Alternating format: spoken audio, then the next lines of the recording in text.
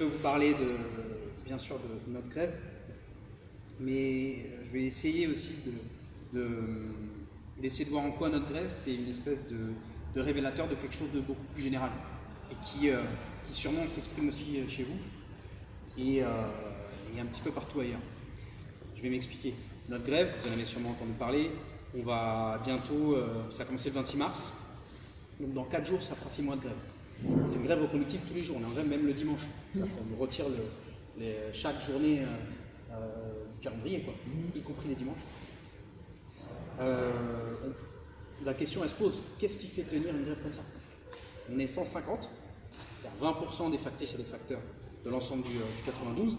Alors la grève, il y a des taux de grève très différents d'un bureau à l'autre, mais grosso modo, la grève est majoritaire. Elle était majoritaire jusqu'à maintenant sur 5 villes, Boulogne, Levallois, Asnières, Gennevilliers, Neuilly, et elle vient de s'étendre, et ça c'est assez, même nous ça nous étonne un petit peu, elle vient de s'étendre là sur la ville de Châtenay-Malabry. C'est-à-dire que ce qu'avait fait la boîte, c'était, faut s'imaginer ce que ça veut dire. 6 mois de grève. On compte même plus le nombre d'interventions policières. On a eu les CRS, on a eu les gardes mobiles, on a eu la BAC, on a eu à plusieurs reprises. Je ne saurais même plus vous dire combien d'interventions policières on les a même plus, on les compte même plus. 3 procès à l'encontre de Gaël, parce que vous savez sûrement que le point de départ de la grève, ça a été l'autorisation donnée par la ministre du Travail du licenciement du secrétaire départemental de Sud-Post 92, le syndicat qui est majoritaire chez nous. Donc des interventions policières, 3 procès, le deuxième vient de se tenir, il va y en avoir un troisième le 31 octobre, pour à chaque fois tenter de l'empêcher d'intervenir dans les centres. Des violences physiques des cadres. Il faut quand même savoir qu'on a par exemple un camarade qui s'est fait péter ses 2 dents de devant suite aux violences d'un cadre. Bon, je compte même plus le nombre de coups, de bousculades qu'on a eu. Les payes à 0 €, je crois que c'était Baptiste qui le rappelait en introduction, chaque mois c'est 0 € de paye. Alors déjà, c'est vrai qu'on n'est pas super bien payé de base, mais quand c'est à 0, sur 6 mois, vous imaginez les difficultés que ça occasionne. Bon, qu'est-ce qui te fait tenir? Comment ça se fait? Alors bien sûr, je vais insister d'abord là-dessus, ce qui fait tenir notre grève, c'est d'abord quelque chose qui nous est propre. Quelque chose qui est propre aux postières et aux postiers du 92. On va dire une tradition de lutte, et une tradition de lutte qui fait porter ses fruits. Ça fait des années et des années qu'on a une stratégie, et au début tout le monde disait qu'on était des fous furieux, que ça ne marcherait jamais, qu'on emmenait nos collègues dans le mur, qui était de regrouper, parce qu'on a en fait, la poste en banlieue parisienne ou dans les campagnes, la seule exception c'est Paris, mais grosso modo c'est des petites concentrations. On est sur des bureaux 10, 20, 30, le plus gros bureau chez nous, justement, c'est Boulogne, c'est 60-70 personnes qui bossent sur un site. C'est vraiment très gros pour nous. Regrouper différents bureaux. Quand on est en grève, regrouper l'ensemble des grévistes en assemblée générale quotidienne. Avoir un comité de grève désigné en assemblée générale qui chaque jour fait en sorte que ce ne soit pas que les représentants, même les syndiqués, qui mettent en application les décisions qui ont été prises, mais des syndiqués, des non-syndiqués, et qui sont quelque part sous contrôle de l'Assemblée générale. Le fait Victor en parlait un petit peu, de systématiquement, pas simplement rester chacun sur sa petite bagarre dans son petit bureau, se regrouper avec d'autres bureaux, mais aussi pas être juste sur sa petite bagarre en tant que postière et postier, c'est aussi notre grève par exemple, on la conçoit, bien sûr c'est d'abord et avant tout se défendre, hein, c'est évident, il y a défendre Gaël, et tous les collègues comprennent que s'ils veulent déglinguer Gaël, c'est pour derrière après faire passer toutes les restructurations. Mais c'est aussi se défendre, parce que l'enjeu de notre grève, je ne vais pas vous faire tout le catalogue des revendications, mais grosso modo, ils veulent doubler notre temps de travail, littéralement, ce n'est pas une exagération, doubler le temps de travail et tripler, voire quadrupler la charge, pour un salaire qui resterait strictement le même. Et où tu aurais une perte de sens complète de ce qu'on fait. C'est-à-dire que tu ne serais plus factrice ou facteur, tu serais distributeur de papier. Non, pas distributeur de papier. Un jour, lundi, distributeur de papier. Mardi, distributeur de colis. Mercredi, auxiliaire de vie auprès des anciens et des anciennes. Je ne sais pas si vous avez vu. Mais même ça, en vrai, les factrices et les facteurs l'ont toujours fait. S'occuper des anciens et des anciennes, tisser du lien social. On l'a toujours fait. Mais il y a 10 ans, 15 ans, la boîte, dans ces documents internes, on appelle ça du temps parasite. Le temps passé à parler avec des usagers, avec la population, c'est du temps parasite, il faut écraser ça. Et on chronomètre maintenant tout ce que tu fais au centième de minute près. Dans les guichets, nos opérations, voilà, on te dit par exemple, distribuer un recommandé par un facteur, c'est 1 minute 30. Et si sur un même point de distribution, tu as un deuxième recommandé, c'est 30 secondes. Il y a un petit peu le truc, c'est exactement comme dans les usines. J'ai perdu le fil, oui. Si on te dit, je disais lundi tu fais ci, mardi tu fais, mais en réalité c'est lundi tu fais tout ça en même temps. C'est ça qu'ils sont en train de nous dire, distribuer la pub aussi. Ça n'a plus de sens. À quoi tu sers?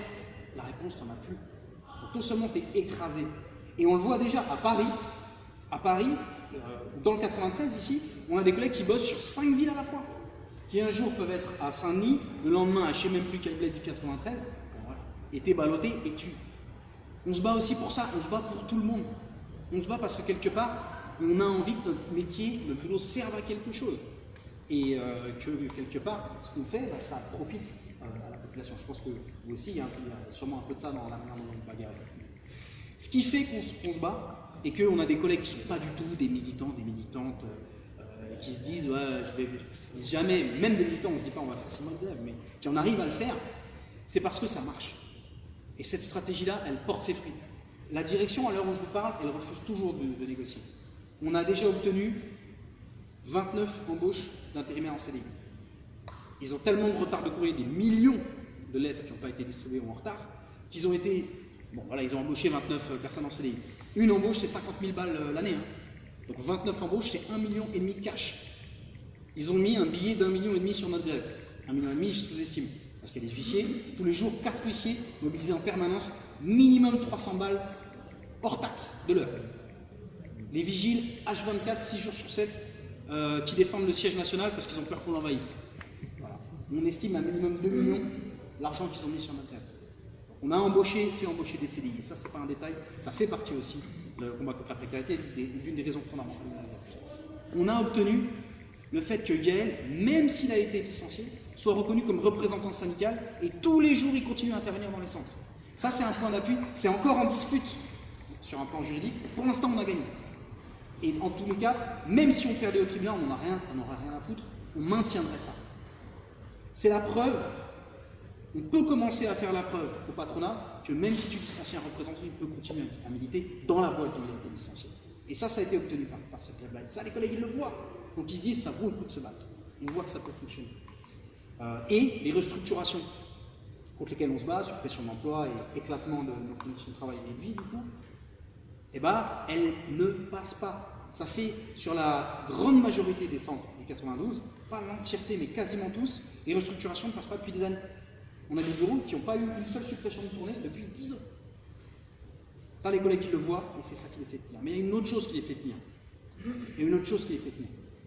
C'est quelque chose qui n'est pas propre à notre secteur.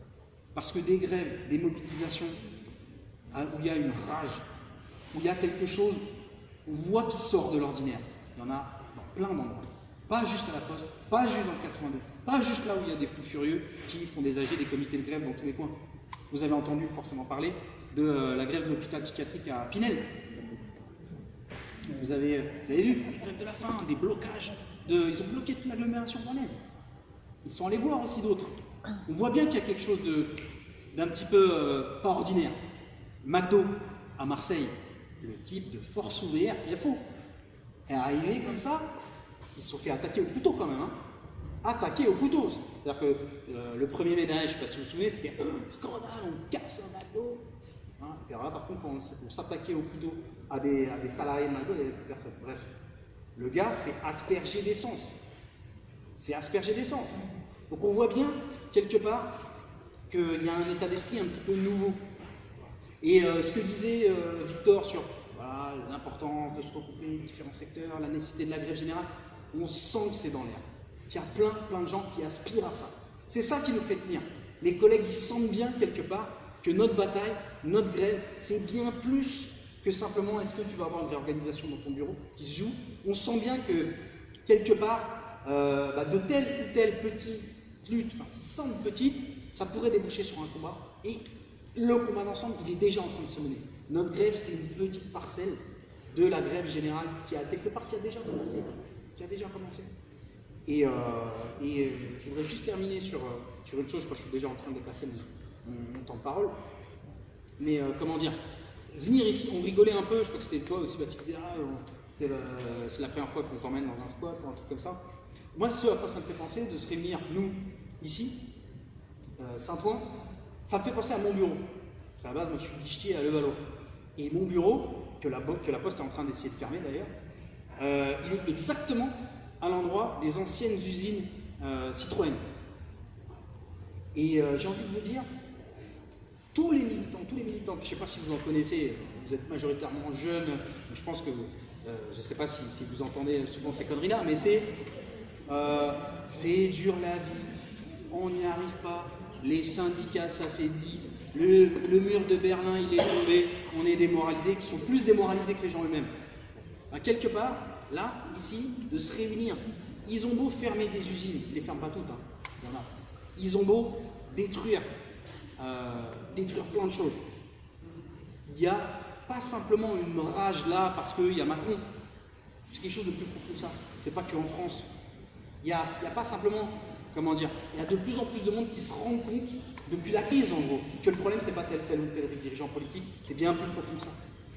Ça engendre plein de choses, y compris, comment dire, l'extrême droite se nourrit aussi un peu de ça. Mais il y a de plus en plus de gens qui s'organisent consciemment, y compris dans des syndicats, y compris dans des partis. Et je pense que votre coordination, vous êtes aussi une incarnation de ça. Un nouveau mouvement social, un nouveau mouvement ouvrier, comment dire, qui ne s'organise pas exactement de la même manière, qui s'inspire, qui s'appuie sur les acquis de l'ancien, mais qui est en train de faire quelque chose de nouveau. Et voilà, on est dans un endroit où probablement avant il y avait une ancienne usine, des anciens syndicats à l'ancienne. Nous, on est encore là, on représente la classe ouvrière d'aujourd'hui qui se bat. Et effectivement, tu parlais des prochaines luttes, des prochaines grèves. Nous, les postiers du 92, quelle que soit l'issue de notre grève, on sait que d'une manière ou d'une autre, on va la gagner. Il y a quelque chose de plus fort derrière qui pousse et qui va renverser la table. Dernier mot, on a bien sûr besoin de soutien financier. Vous avez la possibilité de donner à notre caisse de grève. Je crois que là, ce qui est prévu, c'est de faire passer un petit bitonio. Donc n'hésitez pas à mettre ce que vous pouvez là-dedans. Vous avez la possibilité aussi de donner en envoyant des chèques à notre syndicat, Sud-Post 92, 51 rue Jean Bonal, 92 250 à Garenne-Colombes. Vous pouvez retrouver tous les trucs sur notre Facebook, Sud-Post Hauts-de-Seine. Et on a aussi, alors on voulait rapporter... Ah oui, le chèque, vous pouvez le faire, tu as tout à fait raison, comme tu as fait toi. Et on a également sorti, c'est la première fois, c'est un peu historique, un calendrier de postiers, mais de grévistes. C'est pas les petits chats et les petits chiens, c'est des photos de la grève, des grèves, pas que la nôtre d'ailleurs. Donc je vous fais passer un petit bon de commande, c'est 10 € le prix de base, plus si vous souhaitez. Vous pouvez envoyer le bon de commande, il y a tout qui est indiqué dessus. On a besoin d'un maximum de soutien financier, puisque voilà, 0 € multiplié par le nombre de grévistes chaque mois, ça vous donne une idée de ce qu'il faut trouver. En tout cas, merci de nous avoir invités.